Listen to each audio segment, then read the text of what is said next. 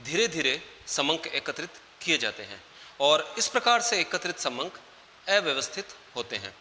उदाहरण के लिए, अगर किसी कक्षा के विद्यार्थियों के किसी विषय में प्राप्तांक एकत्रित किए जाएं तो वो अव्यवस्थित रूप से एकत्रित किए जाएंगे। उदाहरण के लिए मान लीजिए कि किसी विषय के पूर्णांक 100 हैं और 100 में से जो प्राप्तांक हैं वो इस प्रकार हैं। किसी विद्यार्थी के 35 हैं, किसी के 45, किसी के 57, 55, 32, 46। इस प्रकार से अगर मान लीजिए कि 50 विद्यार्थी हैं तो 50 विद्यार्थियों के प्राप्तांक एकत्रित किए जाएंगे। तो इस प्रकार से जो एकत्रित समंक है वे अव्यवस्थित होते हैं। इस प्रकार से एकत्रित समंक किसी भी प्रकार की कोई सूचना प्रदान नहीं करते, इनसे कोई निष्कर्ष नहीं निकाला जा सकता। इसलिए अव्यवस्थित समंकों को व्यवस्थित रूप से, क्रमबद्ध रूप से रखने को वर्गीकरण कहते हैं। तो जो अव्यवस्थित समंक हैं उनको क्रमबद्ध और व्यवस्थित रूप से रखने के लिए जो है वर्गीकरण काम आता है। तो वर्गीकरण, समंकों का वर्गीकरण किसी न किसी आधार पर किया जाता है। तो पिछली क्लास में हमने वर्गीकरण के आधारों की बात की थी कि समंकों का वर्गीकरण भौगोलिक आधार पर किया जा सकता है। जैसे राजस्थान की जनसंख्या का जिलेवार वर्गीकरण करना हो तो ऐसा वर्गीकरण भौगोलिक वर्गीकरण कहलाता है।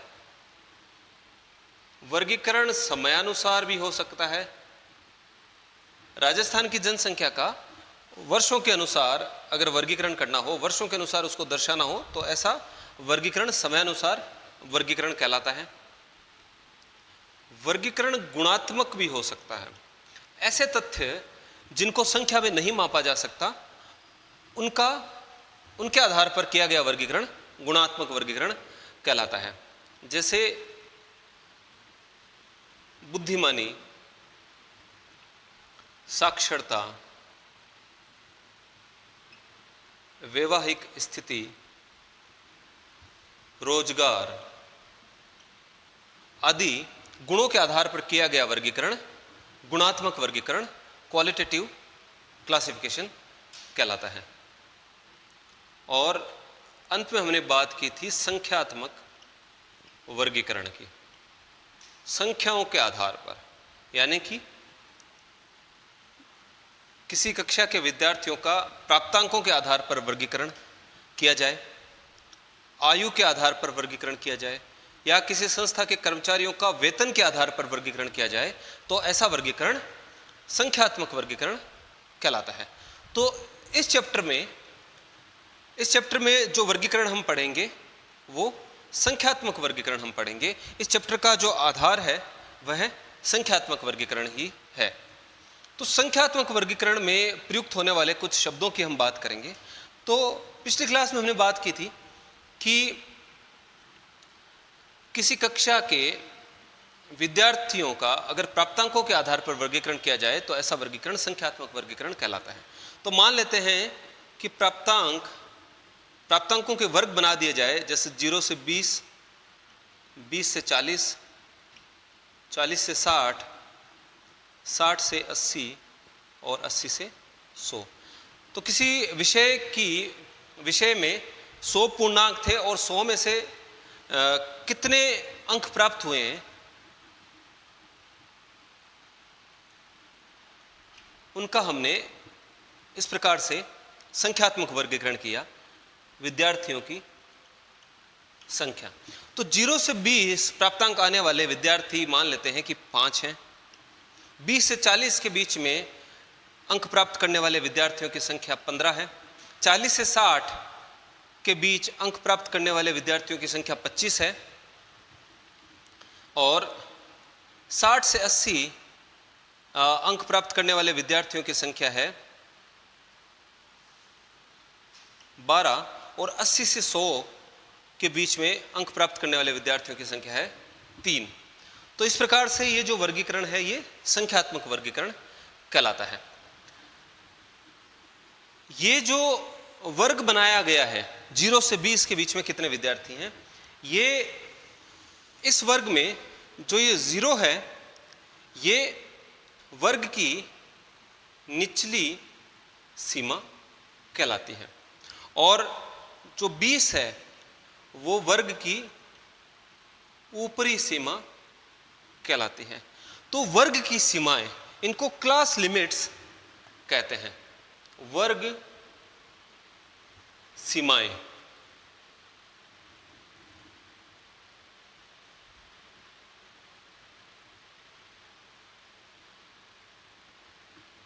Class limits. तो एक प्राप्तांकों का जो हमने एक वर्ग बनाया है कि 0 से 20 के बीच में कितने विद्यार्थियों के अंक आए हैं, कितने विद्यार्थियों ने 0 से 20 के बीच में अंक प्राप्त किए हैं। तो ये जो वो एक वर्ग है, इस वर्ग की सीमाएं होती हैं, लिमिट्स होती हैं, और जो पहला जो सीमा है उसको हम निचली सीमा कहते हैं, और जो ये आगे का जो सीमा है उसको हम ऊपरी सीमा कहते हैं। तो 0 यहाँ पर निचली सीमा है और 20 इस वर्ग की ऊपरी सीमा है। इनको L1 से, L1 होता है लोअर लिमिट, और इसको ऊपरी सीमा को L2 से प्रदर्शित किया जाता है। दूसरा, इन वर्गों का जो अंतर है वह वर्ग अंतराल कहलाता है। वर्ग अंतराल, वर्ग का जो अंतर है वो वर्ग अंतराल, क्लास इंटरवल कहलाता है।